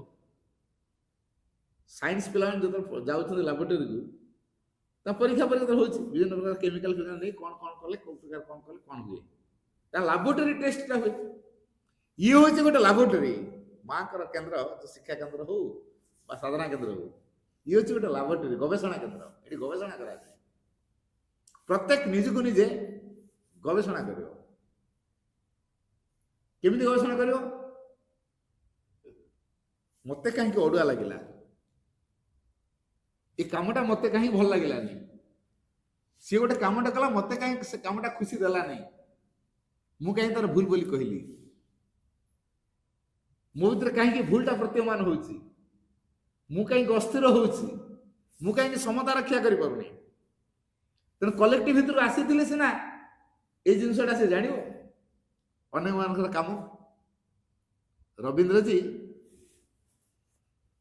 ଆଶ୍ରମ ଡାଇନିର ଇନଚାର୍ଜ ଥିଲେ, ଡାଇନିଂ ଇନଚାର୍ଜ। ମା ତ ରଖିଛନ୍ତି ଇନଚାର୍ଜ କରି। ଆଉ ଗୋଟେ ଡିପାର୍ଟମେଣ୍ଟ, କିନ୍ତୁ ଭାରି ମାଙ୍କର ପ୍ରେଜେନ୍ସକୁ ସେ ଫିଲ୍ କରିପାରନ୍ତି, ଏବଂ ଯୋଉ ଜାଗାରେ ସେ କାମ କରନ୍ତି ଆଗ ମାଙ୍କ ପ୍ରେଜେନ୍ସକୁ ଆଣିବେ, ତାପରେ ଯାଇ କାମ କରନ୍ତି। ତେଣୁ ଯୋଉ ମାଙ୍କ ପ୍ରେଜେନ୍ସକୁ ସେ ବଳବତ୍ତୀ କରିପାରିବାର ସାମର୍ଥ୍ୟ ବୋଲି ଗୋଟିଏ ଡିସ୍ପ୍ୟୁଟ ହେଲା ଗୋଟେ ଡିପାର୍ଟମେଣ୍ଟରେ। ତାଙ୍କ ଭିତରେ ଟିକେ ମତ ପାର୍ଥକ୍ୟ ହଉଛି, ମନ ଆଡ଼ ଆଡ଼ ହଉଛି ସମସ୍ତଙ୍କର, ଡିସ୍ପ୍ୟୁଟ। ମା ଜାଣିଲେ, ସେ ଇନଚାର୍ଜ ଆସି ମାଙ୍କୁ ବାହାରେ କହିନାହାନ୍ତି। ମାଙ୍କୁ କୋଉ ଡିପାର୍ଟମେଣ୍ଟରେ କଣ ହଉଛି ଜାଣିଛନ୍ତି ନା ନାଇଁ? ମା ସବୁ ଜାଣିଛନ୍ତି। ତେଣୁ ମା ଜାଣିକିରି ରବୀନ୍ଦ୍ରଜୀଙ୍କୁ ପଠେଇଲେ, ଯାଅ ସେ ଡିପାର୍ଟମେଣ୍ଟରେ ଗୋଟେ ଡିସ୍ପ୍ୟୁଟ ହେଇଛି, ତମେ ଟିକେ ଯାଅ ସେଠି। ଗଲେ କଣ କରିବେ? ମାଙ୍କ ପ୍ରେଜେନ୍ସଟା କାର୍ଯ୍ୟକାରୀ କରିବେ। ଆଚ୍ଛା, ଯଦି ଅନ୍ଧକାର ଭିତରକୁ ଯଦି ଲାଇଟଟେ ନିଆଯିବ, ଅନ୍ଧକାର ରହିବ? ଅନ୍ଧାର ଅଛି, ମୁଁ ଗୋଟେ ଲାଇଟଟା ଧରିକି ଆସିବି, ଯୋଉ ଜାଗାରେ ଅନ୍ଧାର ଥିଲା ସେଠି ଅନ୍ଧାର ରହିବ କି? ରହିବ। ତେଣୁ ସେଠି ଗୋଟେ ଇଗ୍ନୋରାନ୍ସ କାମ କରୁଛି, ଅଜ୍ଞାନତା କାମ କରୁଛି, ତମେ ଯାଅ ମୋ ପ୍ରେଜେନ୍ସକୁ ଏଠି କ୍ରିୟାଶୀଳ କରିଦବ। ମା ଏଇ ଭାବନାରେ ରବୀନ୍ଦ୍ରଜୀ ପଠେଇଲେ। ରବୀନ୍ଦ୍ରଜୀ କଣ କଲେ? ବ୍ୟକ୍ତିଗତ ଭାବରେ ଟିକେ ଅନୁଭବ କରନ୍ତି, ଯାଅ ମା ଏତେ ସାଧକ ଥାଉ ଥାଉକା ମା ଆଉ କାହାକୁ ଚୁଜ୍ କରୁନାହାନ୍ତି, ମତେ ବାଛିଛନ୍ତି। ମା ବୋଧେ ଚିନ୍ତା କଲେ, I am the fittest one. ମୁଁ ହଉଛି କେବଳ ଜଣେ ଯିଏକି ଫିଟେଷ୍ଟ ମାଙ୍କ ଦୃଷ୍ଟିରେ। ତେଣୁ ମା ମତେ ବାଛିଛନ୍ତି। ଏଇ ଯୋଉ ଆଇ ଆମ୍ ଦ ଫିଟେଷ୍ଟ, ଏଇ ଭାବନାକୁ ନେଇକି ଗଲେ। ଇଗୋ କାମ କଲା ନା ଅନ୍ୟ କିଛି? ସାଧକ କି ନାହିଁ ଅନ୍ୟ? ଆମେ କଣ କହିବା? ସେ ସାଧକ, ତାପରେ ତାଙ୍କ ଇଗୋ ଅଛି। ତେଣୁ ସେ ଇଗୋର ଭାବକୁ ନେଇକି ଗଲେ, ଦେଖ ଆଶ୍ରମ ଏତେ ଥାଉ ଥାଉକା ମା ଆଉ କାହାକୁ ଚୁଜ୍ କରୁନାହାନ୍ତି, ମା ଆଉ କାହାକୁ ବାଛୁନାହାନ୍ତି, ମତେ ପଠଉଛନ୍ତି। ଏଇ ଭାବନାକୁ ନେଇକି ସେ ଗଲେ। ଯେତେବେଳେ ସେ ଡିପାର୍ଟମେଣ୍ଟରେ ପହଞ୍ଚିଗଲେ, କହିଲେ, ଆଚ୍ଛା ତମ ଡିପାର୍ଟମେଣ୍ଟରେ କଣ ଡିସ୍ପ୍ୟୁଟ ହେଇଛି? ତମ ଭିତରେ କଣ ତେରମେର ହଉଛ? ଏମିତି ତ ଭଗବାନ କାମ ହୁଏ ନା। ସେଠିକାର ଆଚ୍ଛା ତମେ କିଏ ଆମ ଡିପାର୍ଟମେଣ୍ଟ କଥା କହିବା ପାଇଁ? ତମ ଡିପାର୍ଟମେଣ୍ଟ କୋଉଟା? ନା ଡାଇନିଂ। ଆଉ ଡାଇନିଂ ତ ତମ ଡାଇନିଂ କଥା ବୁଝୁନ, ଆଉ ଏଠି ଆସି କଣ ଆଡଭାଇସ୍ କରୁଛ? ତମ ଡିପାର୍ଟମେଣ୍ଟ କୋଉଟା? ନା ଡାଇନିଂ। ଆଉ ଡାଇନିଂରେ ଯୋଉ କଥା କହିବ, ଏଠି କଣ ଆମ ଡିପାର୍ଟମେଣ୍ଟ ତମ କଥା କହିବା ପାଇଁ କିଏ? ଯା ତୋଡଲେ ପଳା, ଆମ ଡିପାର୍ଟମେଣ୍ଟ ମ୍ୟାଟର ମୁଣ୍ଡ କରିବା ଦରକାର ନାହିଁ, ପଳା। ସେ ଆସିକି ମାଙ୍କୁ କହିଲେ, ମା ଆପଣ ପଠେଇଲେ, ମୁଁ ଗଲି, ପଚାରିଲି କଣ ତମ ଡିପାର୍ଟମେଣ୍ଟ ଅଡୁଆ ସବୁ ଅଛି? ତ ତମେ ଯାଇ ସେଇଆ ପଚାରିଲ? ହଁ। ସେ କଣ କହିଲେ? ତମ ଡିପାର୍ଟମେଣ୍ଟ କୋଉଟା? ନା ଡାଇନିଂ। ଯାଅ ଡାଇନିଂ। ସୋ ଡାଇନିଂର ଡିପାର୍ଟମେଣ୍ଟ କଥା ତମେ ବୁଝିବ, ଏ ମ୍ୟାଟର କାଇଁ ମୁଣ୍ଡ ଖେଳୁଛ? ଆମ ଡିପାର୍ଟମେଣ୍ଟ ବିଷୟରେ ତମେ କାଇଁ ମୁଣ୍ଡ ଖେଳୁଛ? ତମ ଡିପାର୍ଟମେଣ୍ଟ କଥା ତମେ ଯାହା କର। କହିଲେ ମୋତେ ଏଇଆ କହି ତଡ଼ିଲେ। କହିଲେ ମୁଁ କ'ଣ ତମ ସେଇଥିପାଇଁ ପଠେଇଥିଲି? କହିଲେ ମା କ'ଣ ପଠେଇଥିଲ? ମୁଁ ପଠେଇଥିଲି ତମେ ସେ ଡିପାର୍ଟମେଣ୍ଟ ଗଲେ ମୋ ପ୍ରେଜେନ୍ସକୁ କ୍ରିୟାଶୀଳ କରିବ, ଆଉ ମୋ ପ୍ରେଜେନ୍ସ କ୍ରିୟାଶୀଳ ହେଲେ ତାଙ୍କ ଡିସ୍ପ୍ୟୁଟଟା ଦୂର ହେଇଯିବ। এইଥିପାଇଁ ମୁଁ ତମକୁ ପଠେଇଥିଲି। ତମକୁ କ'ଣ କହିଥିଲି ତା ଡିସ୍ପ୍ୟୁଟ କଥା ସମାଧାନ କରିବା ପାଇଁ? ତମେ କିଏ ସମାଧାନ କରିବା ପାଇଁ? ତମକୁ କିଏ ସେ କ୍ଷମତା ଦେଇଛି? ତମେ କେଉଁଠି ସମାଧାନ କରିବା ଆରମ୍ଭ କଲଣି? ସଇଲା, ବଡ଼ ଭୁଲ। ମା କୋଉ ଉଦ୍ଦେଶ୍ୟରେ ପଠେଇଥିଲେ, ମୁଁ ଗଲି କାହାକୁ ନେଇ, କୋଉ ଭାବକୁ ନେଇକି। ତେଣୁ ସାଧନାରେ ଡେଭଲପ ଯେତିକି ହଉଥିବ, ଆମ ଭିତରେ ଇଗୋର ସାଇଡ୍ଟା ମଧ୍ୟ ସେତିକି ଡେଭଲପ ହେଇକି ଯାଉଥିବ। ଟିକେ ଖସିଗଲେ ଇଗୋକୁ ପଡ଼ି ଆସିଯିବ। ତେଣୁ ଭାବନ୍ତୁ ନା ଯେ ସାଧକ ମାନଙ୍କ ଭିତରେ ଇଗୋ ନାହିଁ ବୋଲି, ହେଲା। ସାଧନା ଯେତିକି ଡେଭଲପ ହଉଥିବ, ଇଗୋଟା ମଧ୍ୟ ସେତିକି ଡେଭଲପ ହେଇ ଚାଲିଥିବ। ଆମେ କାହାକୁ ନେଇକି କାମ କରୁଛେ? ଆମେ ଇଗୋକୁ ନେଇ କାମ କରୁଛେ ନା ପ୍ରକୃତିରେ ଭିତର ଆତ୍ମାର ଇନ୍ସପିରେସନରେ କାମ କରୁଛେ? କାହାର ପ୍ରେରଣା ଶୁଣୁଛେ? ଚୈତ୍ୟ ସତ୍ତାଙ୍କର ପ୍ରେରଣା ଶୁଣୁଛେ ନା ଆମ ଅହଙ୍କାରର କଥା ଶୁଣି କାମ କରୁଛେ? ଏଇଥିରେ ଆମର ଟେଷ୍ଟଟା ହୁଏ। ଆମେ ଜାଣିପାରୁନା, ଆମେ କହୁଛୁ ମୁଁ ତ ବଡ କର୍ମୀ, ଆଉ ହଁ କର୍ମୀ ହେଇପାରେ, ହେଲେ ଏଇ ଯୋଉ କର୍ମୀ କେତେବେଳେ କହିବି? ଯେତେବେଳେ ମୁଁ ନିରହଙ୍କାର ହେବି, ଅହଂଶୂନ୍ୟ ହେବି, ସେତେବେଳେ ମୁଁ କର୍ମୀ ହେବି। ଭଗବାନଙ୍କ ଉଦ୍ଦେଶ୍ୟରେ ଯେତେବେଳେ କାମ କରିବି, ଯୋଉ ଭାବ, ମୁଁ ଆଜି ତିନିଟା କଥା କହୁଥିଲି, କ'ଣ କରୁଛି, କାହିଁକି କରୁଛି, କି ଭାବରେ କରୁଛି, ତିନିଟା କଥା ଜଣେ ସମୀକ୍ଷା କରୁ। ମୁଁ କ'ଣ କରୁଛି? କାମ କରୁଛି। ଯଦି କରୁଛି କାହିଁକି କରୁଛି? ଭଗବାନ ପାଇଁ କରୁଛି ନା ମୋ ପାଇଁ କରୁଛି? ମୋ ଅହଙ୍କାର ପାଇଁ କରୁଛି ନା ଭଗବାନଙ୍କୁ ଖୁସି କରିବା ପାଇଁ କରୁଛି? ମୋ ଅହଂକୁ ତୁଷ୍ଟ କରିବା ପାଇଁ ନା ଭଗବାନଙ୍କୁ ତୁଷ୍ଟ କରିବା ପାଇଁ? କି ଭାବ ତା ପଶ୍ଚାତ ରଖିଛି? ଗୋଟେ ବଢିଆ କଥା କହିଲେ Shri Aurobindo, how much work you have done that doesn't matter. ତମେ କେତେ କାମ କଲ ସେଟା ବେଶୀ ଗୁରୁତ୍ୱପୂର୍ଣ୍ଣ ନୁହେଁ। How much work you have done that doesn't matter, but in which ଆଟିଚ୍ୟୁଡ୍ you have done that matters most. ଜଣେ କେତେ କାମ କଲା ସେଟା ଗୁରୁତ୍ୱପୂର୍ଣ୍ଣ ନୁହେଁ, କିନ୍ତୁ କି ଭାବରେ କାମ କରୁଛି ସେଇଟା ହଉଛି ଗୁରୁତ୍ୱପୂର୍ଣ୍ଣ। ମୁଁ ଗୋଟେ ଅନୁଷ୍ଠାନକୁ ଯାଇଥିଲି, ଗୋଟେ ପ୍ରାକ୍ଟିକାଲ କଥା, ମୁଁ ଅନୁଷ୍ଠାନ ନାଁ କହୁନି। ଅନୁଷ୍ଠାନ ବହୁତ ପିଲା ହଷ୍ଟେଲରେ ରହନ୍ତି। ସେଠି ତାଙ୍କ କର୍ମୀମାନଙ୍କ ଭିତରେ କେବେ ଗୋଟେ ଫ୍ରି ଡିସ୍କସନ ହୁଏନି। ମୁଁ କ'ଣ କଲି, ତାଙ୍କର ଗୋଟେ ପାଠାଚର ଭେଳେଇଲି ନା ଆଜି ମୁକ୍ତ ଆଲୋଚନା ହବ। ମୁକ୍ତ ଆଲୋଚନା ଭିତରେ ତାଙ୍କ ଅନ୍ତର୍ନିହିତ କଥା ସବୁ ଖୋଲିକି କହିଲେ। ହେଲା, ଜଣେ କହୁଛି, ଭାଇ ରାତି 3:30 4ଟା ବେଳକୁ, 3:30ରୁ 4ଟା ବେଳକୁ ଆମକୁ ଉଠିବାକୁ ପଡୁଛି, ଶୋଇଲା ବେଳକୁ 11ଟା ବାଜୁଛି, ତଥାପି ଆମ କମିଟି ଲୋକ ଖୁସି ହଉନାହାନ୍ତି। ସବୁବେଳେ ଖାଲି ଗର ଗର ଗର ଗର, ମୋଟେ ଖୁସି ହଉନାହାନ୍ତି। କ'ଣ କଲେ ଭାଇ ଆଉ ଖୁସି ହେବେ? ମାନେ ମୁଁ ବୁଝିପାରିନି। କହିଲେ ରାତି 3ଟା 3:30ରୁ ଉଠୁଛୁ, ସେମାନେ 7ଟା ବେଳେ ଟିଫିନ୍ ଖାଇବେ, ଗ୍ରୁପ କ୍ଲାସକୁ ଯିବେ, ତେଣୁ ଟିଫିନ୍ଟା ଖାଇସାରିକି ଯିବେ, ତେଣୁ 7ଟା ସୁଦ୍ଧା ଏତେ ପିଲାଙ୍କ ରୋଷେଇବାସ ହବ। ରାତିକୁ ଆମେ ପରିବା ପତ୍ର କାଟି କୁଟାକି ରଖୁଛୁ, ଭୋରୁ ଭୋରୁ ଟିଫିନ୍ଟା ଆଗେ ବନା ହଉଛି, ହେଲା। ତେଣୁ 3 3:30 ନ ଉଠିଲେ କାମ କମ୍ପ୍ଲିଟ୍ ହଉନି 7 ସୁଦ୍ଧା। ତାପରେ ଶୋଇଲା ବେଳକୁ ସେମାନେ ଖାଇବା ସାରିବେ, ବାସନ ପତ୍ର ଧୁଆ ଧୁଇ ହବ, ପୁଣି ପରିବା ସକାଳ ପାଇଁ କଟାକୁଟି ହବ, ଏମିତି ଶୋଇଲା ବେଳକୁ ରାତି 11 11:30 ହଉଛି। କେତେ ସମୟ ଆମେ ଶୋଉଛୁ? ଏତେ ସବୁ କାମ କଲା ପରେ ବି ଆମ କମିଟି ଲୋକ ଜମା ଖୁସି ହଉନାହାନ୍ତି। ମୁଁ ଦେଖ, ତମେ ଭାବୁଛ ତମେ ବହୁତ କାମ କରୁଛ, ହେଲା, ଏଇ ବାଣୀଟା ମୁଁ କହିଲି। How much work you have done that doesn't matter. ତମେ କେତେ କାମ କଲ ସେଇଟା ଆଦୌ ଗୁରୁତ୍ୱ ରଖେ ନା, that doesn't matter, but in which attitude you have done that matters most. କିନ୍ତୁ ତମେ କୋଉ ମନୋଭାବରେ କଲ ସେଇଟା ଅଧିକ ଗୁରୁତ୍ୱପୂର୍ଣ୍ଣ। ତମେ ତ କହୁଛ ମୁଁ କରୁଛି ବୋଲି, ମୁଁ ଏତେ କାମ କରୁଛି ବୋଲି, ତାପରେ ଖୁସି ହଉନାହାନ୍ତି କମିଟି ଲୋକ। ତମେ କମିଟି ଲୋକଙ୍କୁ ଖୁସି କରିବା ପାଇଁ କାମ କରୁଛ, ଭଗବାନ ପାଇଁ କାମ କରୁନ। ସଇଲା। କହିଲା ଭାଇ ଆପଣ ତ ମଞ୍ଜ କଥା କହୁଛନ୍ତି। ନା ନା, ମୁଁ ଯୋଉଟା କହିଲି ଶ୍ରୀରାମଙ୍କର ବାଣୀଟା ମୁଁ କହିଲି, ଚିନ୍ତା କର ତ, ତମେ ସତରେ କାହାକୁ ଖୁସି କରିବା କାମ କରୁଛ? ଆମ କମିଟି ଲୋକକୁ। ଠିକ କଥାଟା ଭାଇ କହିଲେ, ବହୁତ କାମ କରୁଛ ବୋଲି କହିଲ ନା। ମନେ ରଖି ତ, ଯେ ପ୍ରକୃତ କର୍ମୀ ତାକୁ ଭଗବାନ କର୍ମ ହିଁ ପୁରସ୍କାର ଦେବେ, ଅଧିକ କାମ ଦେବେ। ସେଟା ସତ ଯେ, ଜଣେ ଧର ଯେକୌଣସି ଜାଗାରେ ଜଣେ କାମ କରୁଛି 11ଟା 12ଟା ପର୍ଯ୍ୟନ୍ତ ସେ 3 ଚାଳ ଶୋଇବ, ସେ ଯୋଉ କମିଟି ଲୋକ ତାକୁ କହିବା କଥା କି? ସେଟା ତ ନୁହେଁ, ଆମେ ତ ଏଟା ଜାଣୁଛେ। ଆମେ ତ ଏଟା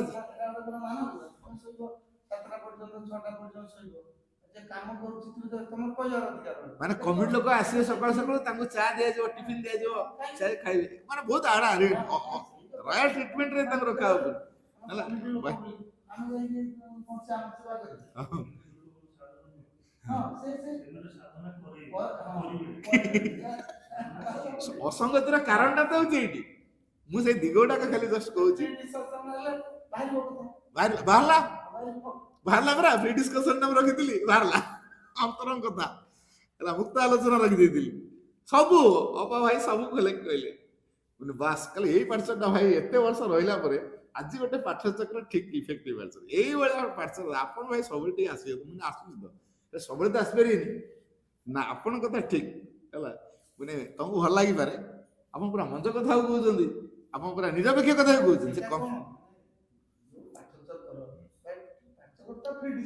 ଫ୍ରି ଡିସ୍କସନ ନା ନା ସେଟା ନୁହଁ। ସେଇ କମିଟି ଲୋକ ମାନଙ୍କର ତାର ଭାବନାଟା କଣ, ସେ କଣ ପାଇଁ କାମ କରୁଛି? ଭଗବାନ ମାନ ପାଇଁ କାମ କରୁଛି, ତା ଭାବନାଟା ସେତିକି ରହିବା ଦରକାର ନା। ଇଗୋଟା ସେଇ କର୍ମୀ ହଉ ବା କମିଟି ଲୋକ ତାପରେ ଯେହେତୁ ଆମେ ଏଇ କଥାଟିକୁ ଇଗ୍ନୋର କରିଦଉଛେ ଯେ ଆମେ କେତେ କାମ କଲେ, କାମ ଆମେ ବହୁତ କରିଦେଇପାରେ, ହେଲେ କାହା ପାଇଁ କରୁଛେ? ଭଗବାନ ପାଇଁ କରୁଛେ କି? ଭଗବାନଙ୍କ ଚେତନାରେ କରୁଛେ କି? ଜ୍ଞାନକୁ ନେଇ ବଳଦଟେ ଆମ ପାଇଁ ବିଲରେ ଖଟୁଛି, ଆମ ଶଗଡ଼ ଟାଣୁଛି, ଆଉ କେତେ କଣ ଜଙ୍ଗଲରୁ କାଠ ବହଳ ଧରିକି ଆସୁଛି, ବଳଦ ଶ୍ରମ କରୁଛି ନା ନାହିଁ? ଆମେ ବି ସେମିତି ଶ୍ରମ କଲେ, ସାଧନା କୋଉଟା ହେଲା? ଉଭୟ ତ ଶ୍ରମ କଲେ, ସାଧନା କାହାର? ଜ୍ଞାନ ନେଇକି ଯିଏ କାମ କରୁଛି। ଶ୍ରୀରଦ ବାଣୀ ଦେଲେ ଜ୍ଞାନ ଉପରେ ପ୍ରତିଷ୍ଠିତ ନହେଲେ ଭକ୍ତି ଓ କର୍ମ ପୂର୍ଣ୍ଣାଙ୍ଗ ତଥା ସ୍ଥାୟୀ ହୁଏ ନାହିଁ। ବାଣୀ ଆଉ ଥରେ କହୁଛି, ଭଲ ଶୁଣ। ଶ୍ରୀ ଅରବିନ୍ଦ ବାଣୀ ଦେଲେ ଜ୍ଞାନ ଉପରେ ପ୍ରତିଷ୍ଠିତ ନହେଲେ ଭକ୍ତି ଓ କର୍ମ ପୂର୍ଣ୍ଣାଙ୍ଗ ତଥା ସ୍ଥାୟୀ ହେବ ନାହିଁ। ଆମେ ଜ୍ଞାନରେ କାମ କରୁଛେ କି? ଯଦି ଜ୍ଞାନରେ କାମ କରୁଥାନ୍ତେ ତାହେଲେ ଆମେ କଣ ଚିନ୍ତା କରନ୍ତେ? କାମ ଆମକୁ ଆନନ୍ଦ ଦିଅନ୍ତା, ପ୍ରତିବାଦ ଆସନ୍ତା ନାହିଁ, ବିରୋଧ ଆସନ୍ତା ନାହିଁ, ଆପତ୍ତି ଉଠନ୍ତା ନାହିଁ। କାମରୁ ଆନନ୍ଦ ପାଉନାହୁଁ ବୋଲି ବିରୋଧ ହଉଛି, ଅସନ୍ତୋଷ ହଉଛି, ବିଦ୍ରୋହ ଦେଖାଦେଉଛି। ଆମେ ଜାଣିପାରୁନୁ ବିଦ୍ରୋହ କରିବା ଦ୍ୱାରା ଆମର ଗ୍ରହଣଶୀଳତାର ଦ୍ୱାରଟା ବନ୍ଦ ହେଇଯାଏ। এটা ମୁଁ କହୁନି, এটা ମାଙ୍କ ବାଣୀ ଅଛି। ବିଦ୍ରୋହ କରିବା ଦ୍ୱାରା ଗ୍ରହଣଶୀଳତାର ଦ୍ୱାର ବନ୍ଦ ହେଇଯାଏ। ବିଦ୍ରୋହ କରୁଛୁ କାହିଁକି? ସାଟିସ୍ଫାଇଡ୍ ନୁହେଁ ବୋଲି ବିଦ୍ରୋହ କରୁଛୁ, ଖୁସି ହେଇପାରୁନୁ ବୋଲି। ମା କହିଲେ take pleasure whatever you do, never do anything for the sake of pleasure. Whatever you do take pleasure, ତମେ ଯାହା କରୁଛ କର, ଟେକ୍ ପ୍ଲେଜର, ଆନନ୍ଦ ନିଅ। କର୍ମ ଭିତରୁ ଆନନ୍ଦ ନିଅ। ଯୋଉ କାମ କରୁଛ ସେ କର୍ମ ଭିତରୁ ତମେ ଆନନ୍ଦ ନିଅ। ଆଉ ମୁଁ ଚଏସ୍ ରଖିବି କୋଉ କାମଟା ଦେଖିବା ମତେ ଆନନ୍ଦ ଦବ।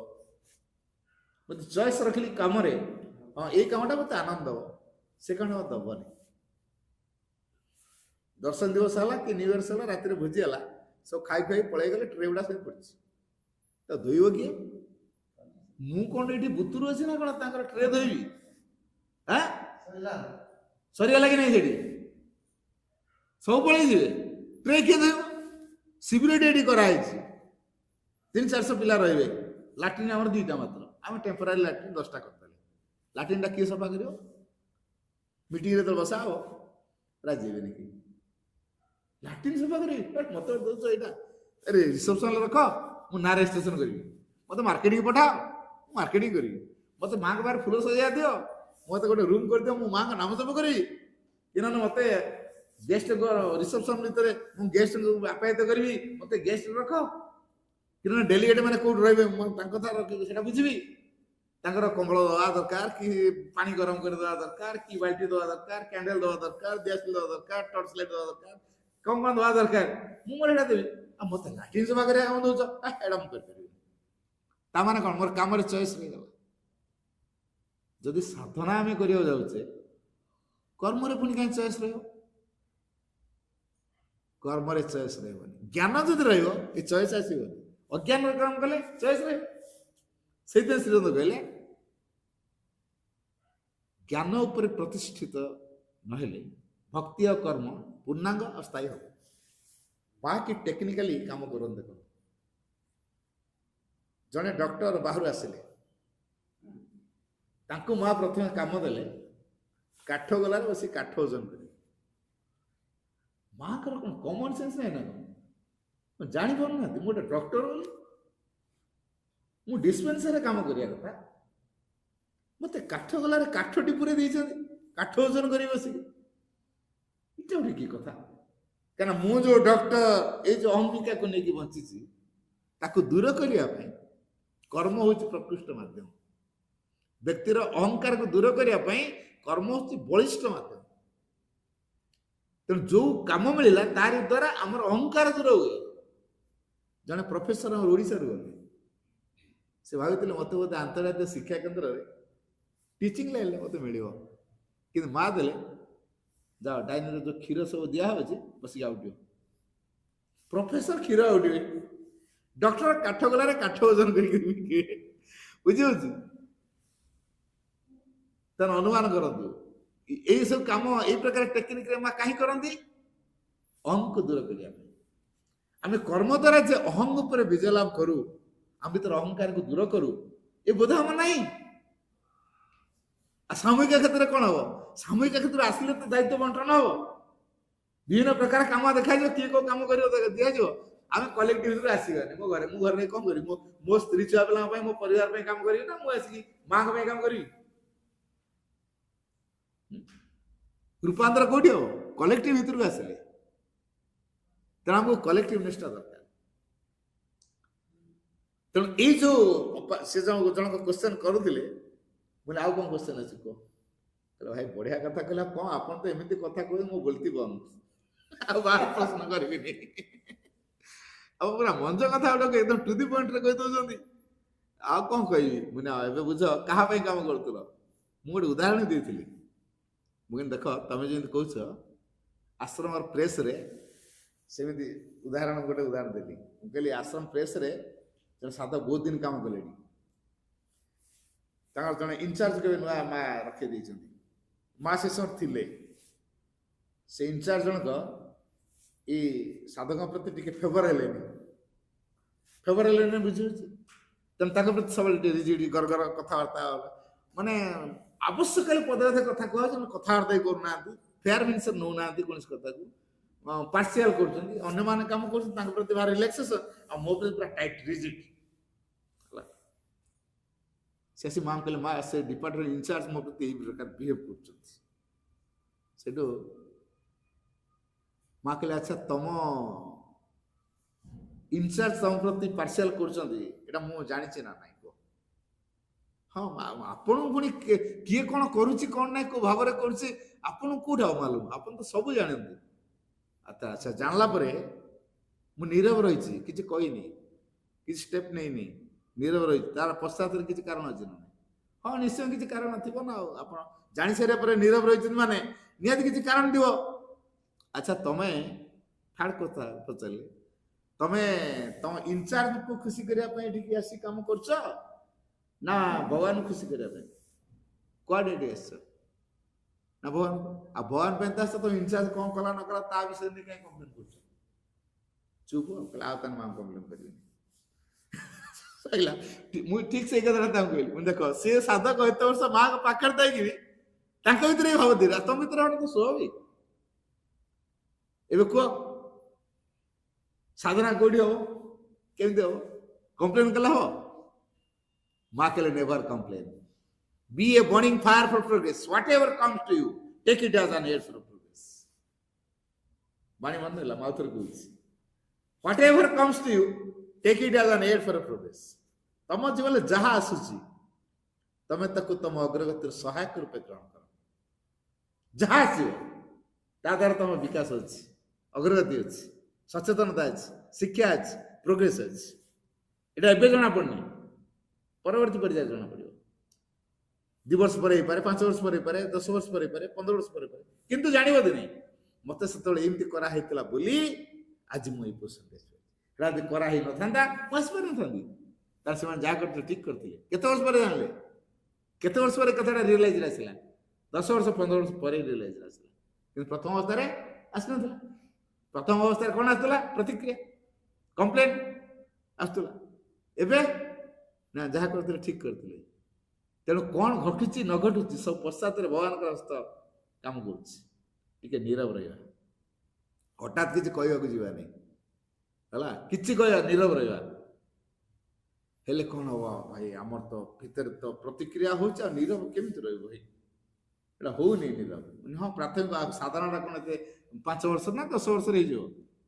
ହଁ, ସେ ତ ମା କହିଲେ ସାଇକି ଖୋଲିବାର ମିନିମମଟା ହଉଛି 30 ବର୍ଷ, ମିନିମମ୍ 30 ବର୍ଷ। ତାପରେ ସାଇକି ଖୋଲିବାର 2 ଘଣ୍ଟା, ସାଇକି ଖୋଲିଲା ପରେ ଆହୁରି କେତେ ବର୍ଷ ଲାଗିବ ରୂପାନ୍ତର? ଆଉ କେତେ ବର୍ଷ ହେଇଛି ତମର? ଏଇ 7-8 ବର୍ଷ ହେଲା ଆସିଛି। ଆଉ ତ 30 ବର୍ଷ ହେଇନି, ବ୍ୟସ୍ତ କାହିଁ ହଉଛ? କାମ କରି ଚାଲ। 30 ବର୍ଷ ଭାଇ, 30 ବର୍ଷ ରାଇଟ୍ ଆଟିଚ୍ୟୁଡରେ କାମ କଲେ 30 ବର୍ଷ। ତମକୁ ଯେମିତି ଆସିନା କାମ କରିଦବ 300 ବର୍ଷ ଲାଗିଯିବ। ତମେ ଯେମିତି ସେମିତି ଆଟିଚ୍ୟୁଡରେ କାମ କରିଦବ ତମ 30 ବର୍ଷ ହେଇଯିବ ବୋଲି ନା। ରାଇଟ୍ ଆଟିଚ୍ୟୁଡ ଯଦି କାମ କରୁଥାଅ ତାହେଲେ ତମେ 30 ବର୍ଷରେ ତମ ସାଇକି ଖୋଲିବା ବାଟ ବାହାରିବ। ରାଇଟ୍ ଆଟିଚ୍ୟୁଡରେ କାମ କରିବେ ଯାଉଥାଅ, ନହେଲେ ସେ 30ଟା 300 ହେଇଯିବ। କେତେ ଲାଇଫ୍ ବିତିଯିବ ଅନୁମାନ କର, 5 କି 6 ଲାଇଫ୍ ତମର ପଳେଇବ। ଅନୁମାନ କରିପାରୁଛ ତ? କିଛି କୁହନି, ଚୁପ୍ ହେଇଗଲେ ସବୁ। ସେ ଆଉ କ'ଣ କ୍ୱେଶ୍ଚନ କରିବେ ଯୋଉ ବସିଥିଲେ ସବୁ? ମାନେ ଆଉ କାହାର କ'ଣ ଅଛି କୁହ? ଏମିତି ପଚାରିଲି। ଜଣେ ପଚାରିଲେ, ଭାଇ ଏ ଆମର କମିଟି ଲୋକ ଗୁଡ଼ାକ ଆମ ପ୍ରତି ଏମିତି କାହିଁକି କହୁଛନ୍ତି? ସେଟା ସେମିତି ହେବେ, କାରଣ ସେ ଗୋଟେ ପୋଷ୍ଟରେ ଅଛନ୍ତି, ପାୱାରରେ ଅଛନ୍ତି। ସିଏ ନ ତ ମାନିବ କେମିତି? ତାଙ୍କ ପୋଷ୍ଟ ପାୱାରର ଯଦି ସେମାନେ ୟୁଟିଲାଇଜ ନ କରିବେ ତମେ ତାକୁ ମାନିବ କି? ତମ ଭଳିଆ ସାଙ୍ଗ ହେଇଯିବ ନା, ଗୋଟେ ଡିଷ୍ଟାନ୍ସ ରହିବନି। ସେ ଚାହାନ୍ତି ତମେ ଆମେ ଟିକେ ସୁପରିୟର କି ଥାଅ, ତମେ ଟିକେ ଇନଫେରିୟର କି ଥାଅ। ସବୁବେଳେ ଆମ ପାଖରେ ଆମକୁ ଆସିଥିଲେ ଚା ଦଉଥିବ, ବିସ୍କିଟ୍ ଦଉଥିବ, ଟିଫିନ୍ ଦଉଥିବ, ଆଜ୍ଞା ବୋଲି କହୁଥିବ, ଡାକିଦେଲେ ଫଟିକି ଆସୁଥିବ, ଏ କାମଟା କଲେ ଫଟିକି କରିଦଉଥିବ। ତାହେଲେ ଜାଣେ ହଁ ଆମ ପୋଜିସନଟା ଠିକ୍ ଅଛି। ସେ ଅହଙ୍କାରରେ ଅଛନ୍ତି। ତମେ ତାଙ୍କ ପାଇଁ କରୁଛ କି? ତମେ ଭଗବାନ ପାଇଁ କାମ କରୁଛ ପରା। ସେମାନେ କ'ଣ ଖୁସି କଲେ କ'ଣ ହବ? ତ ମା କହୁଥିଲେ ଖୁସି ଗୋଟେ ଚିନ୍ତା କର, ସେ କରିବେ। କାରଣ ସେମାନେ ଇଗୋକୁ ନେଇ କାମ କରୁଛନ୍ତି। ସେମାନେ ସାଧନା କରୁନାହାନ୍ତି। ସାଧନା ଭାଇ ଯୋଉ କହିଲେ ସାଧନା ସେମାନେ କରଉଛନ୍ତି, ସାଧନା କରୁନାହାନ୍ତି। ହେଲେ ଭାଇ ଠିକ କଥାଟା କହିଲେ। ଏଇଟା ପଏଣ୍ଟ କଥା ହେଲା ତାଙ୍କର। ସାଧନା ସେମାନେ କରୁନାହାନ୍ତି, କରଉଛନ୍ତି ଆମ ଦ୍ୱାରା। ନା ଏବେ ବୁଝିଲ ତ? ତମେ ସାଧନା କରେଇବାକୁ ଚାହୁଁଛ ନା କରିବାକୁ ଚାହୁଁଛ? ନା କରିବାକୁ ତ ଚାହୁଁଛ। ସେମାନେ କ'ଣ କହିଲେ? କାହିଁ କମ୍ପ୍ଲେନ କରୁଛ? ବସ, ଚୁପ୍ କି ବସ। ଆଉ ଏଇନେ କିଛି କମ୍ପ୍ଲେନ କରିବୁନି ଭାଇ। ଏ ବୁଝିଲ ତ? ମୁଁ କହିଲି ଯେତେବେଳେ ଆମେ ସମସ୍ତେ ଗୋଟେ ଲେଭେଲରେ, ମୁଁ ଇନଫେରିୟର ସୁପରିୟର ଫିଲିଙ୍ଗସ୍ ରଖିବି। ଗୋଟିଏ କଥା ମା ଲେଖିଛନ୍ତି, ଆମ ଭିତରେ ଯେପର୍ଯ୍ୟନ୍ତ ଇନଫେରିୟରିଟି ସୁପରିୟରିଟି ଫିଲିଙ୍ଗସ୍ ଥିବ ଆମ ସାଇକି ଖୋଲିବ ନାହିଁ। ଇନଫେରିୟରିଟି ସୁପରିୟରିଟି କ'ଣ ବୁଝିବ ତ? ମୁଁ ସୁପରିୟର, ସେ ଇନଫେରିୟର। ମୋ ପାଖରେ କାମ କରୁଛି, ମୋ ଅଧୀନରେ ସେ ଅଛି, ସେ ମୋ ଅଧୀନସ୍ଥ, ମୁଁ ତା ଉପରସ୍ଥ। ଏଇ ଫିଲିଙ୍ଗ ଥିବା ପର୍ଯ୍ୟନ୍ତ ସାଧନା ସାଇକିକ ଖୋଲିବାର ଚାନ୍ସ ନାହିଁ। ବୁଝିଛି? ତେଣୁ ସେମାନେ ଅଛନ୍ତି କୋଉଠି? ଉପରସ୍ଥ ତ ଥାନ୍ତୁ ନା। ତମେ ତମ ସାଇକି ଖୋଲିବାକୁ ଚାହୁଁଛ ନା ତାଙ୍କ ସାଇକି ଖୋଲିବାକୁ ଚାହୁଁଛ? ନା ଆମର ତମେ ତାଙ୍କ କଥା କାହିଁ କହୁଛ? କମ୍ପ୍ଲେନ କରନି। ସେମାନେ କ'ଣ କଲେ ନ କଲେ କମ୍ପ୍ଲେନ କର। ତେଣୁ ଆମେ ଯଦି ସଂଗତିର କାମ କରିବାକୁ ଚାହୁଁଛୁ, ଜଷ୍ଟ 4ଟା ଲାଇନ୍ ମୁଁ କହିବି, କାରଣ ତା ବିଷୟରେ ବିରାଟ ଟପିକ୍ ହବ। ଜଷ୍ଟ ଟୁ ଦି ପଏଣ୍ଟରେ 3-4ଟି ବାକ୍ୟ ଖାଲି କହିବି, ସଂଗତି କେମିତି ରହିବ। ପ୍ରଥମ କଥାଟା ହେଉଛି good will for all, good will from all is the basis of peace and harmony. ମନେ ହେଲା ବାକ୍ୟ? Good will for all, good will from all is the basis of peace and harmony. ସମସ୍ତଙ୍କ ପ୍ରତି ଶୁଭେଚ୍ଛା ଆଗ। ଆମ ଆଡୁ ଆଗେ ସମସ୍ତଙ୍କ ପ୍ରତି ଶୁଭେଚ୍ଛା ଆସୁ, ତାପରେ ସମସ୍ତଙ୍କ ଠାରୁ ଶୁଭେଚ୍ଛା। ଶୁଭେଚ୍ଛାରେ ମା ଯୋଉ କହିଥିଲେ ବେନିଭଲେନ୍ସି କଥା, ଶୁଭେଚ୍ଛା ହିତୈଷିତା ଆଗ ସେଇଟା ହଉ।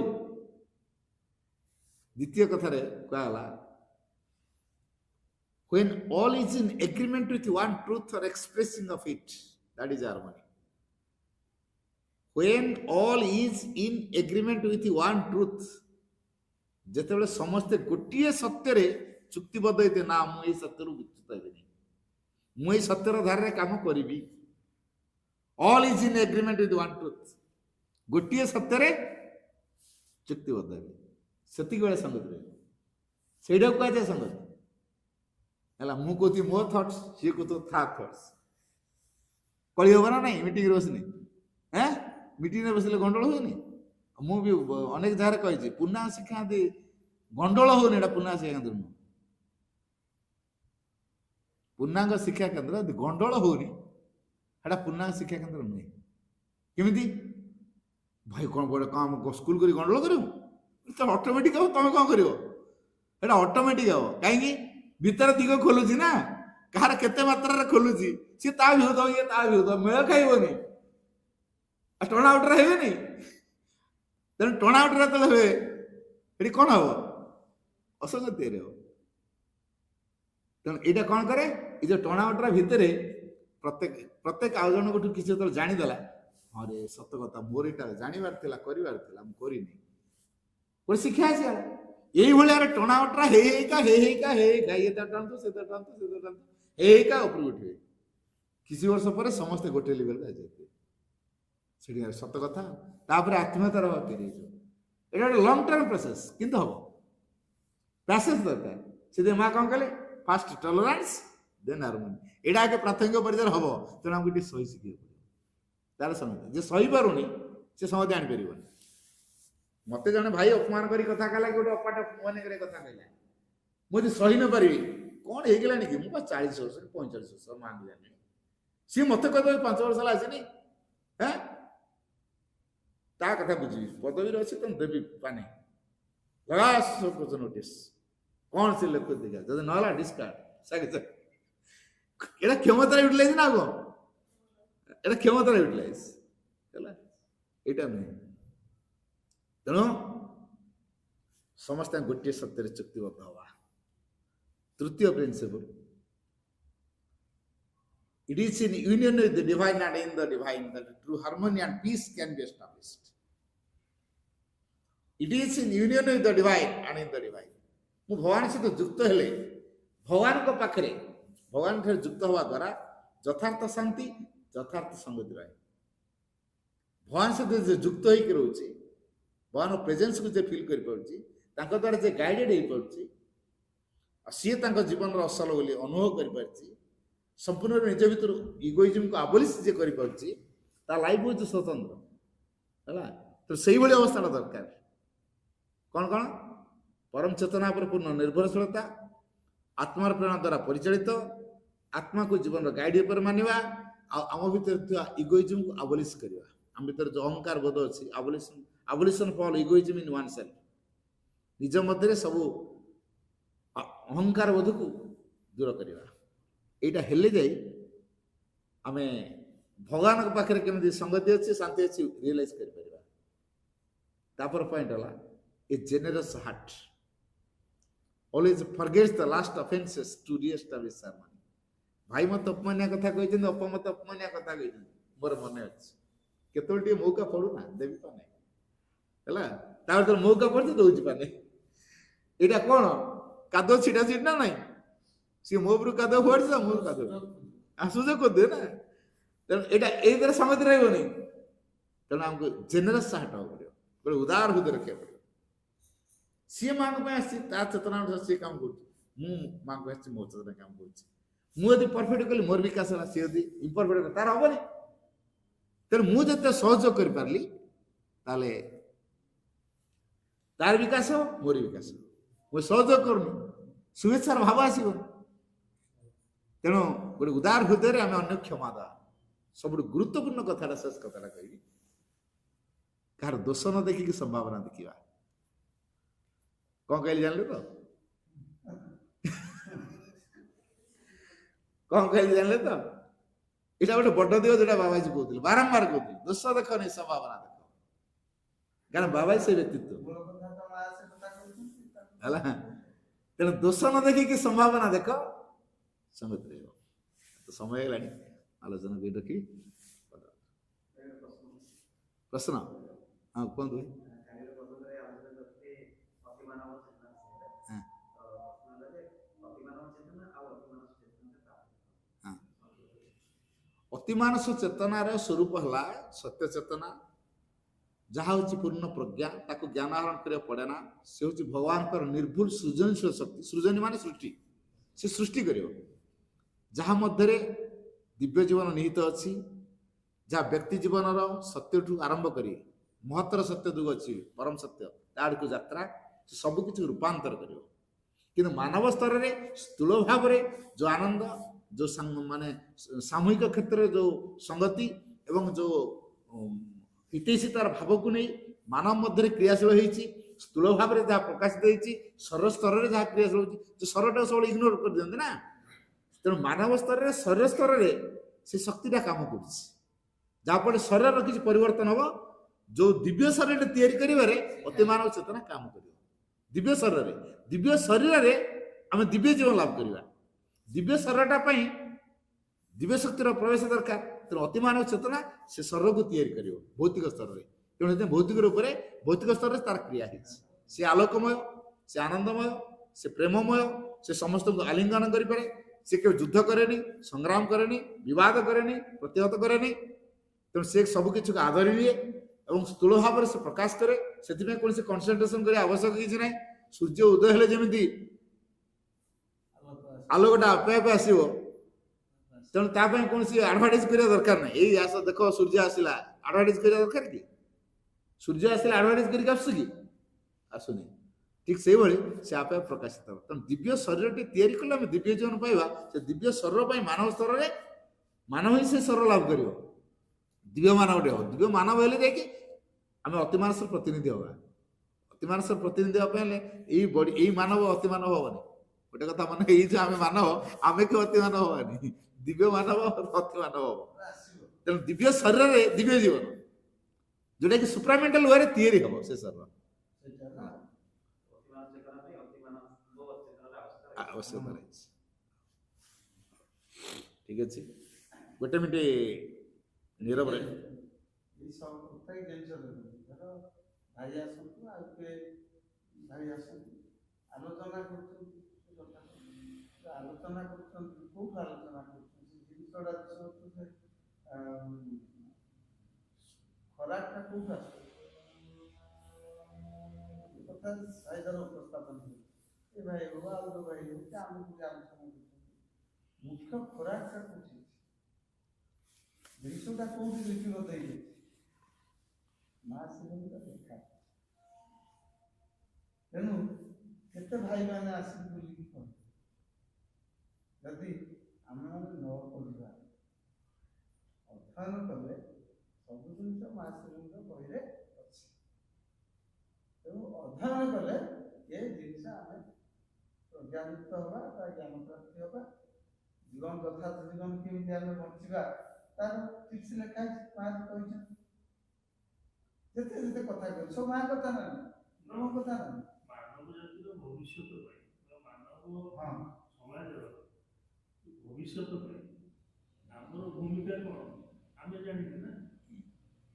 ସେଇ କଥାଟାକୁ ଶ୍ରୀର ଉତ୍ତମ ଶ୍ରୀମା ଆମକୁ ଜଣେଇବାକୁ ଆସିଲେ ଯେ ଭବିଷ୍ୟତରେ ଯେଉଁ ମାନବମାନେ ଆସିବେ ବା ଭବିଷ୍ୟତରେ ବଂଶଧର ହେବ, ବ୍ରହ୍ମାଣ୍ଡ ଆଜି ପର୍ଯ୍ୟନ୍ତ ତିଆରି କରାଯାଏ, ବିବର୍ତ୍ତନ ଧାରାରେ ଆଜି ପର୍ଯ୍ୟନ୍ତ ଆସିଛ, ଆଗକୁ ଯେଉଁ ପଦକ୍ଷେପ ନିଆଯାଉଛି ତମେ ବାଟ ଖୋଲିବ।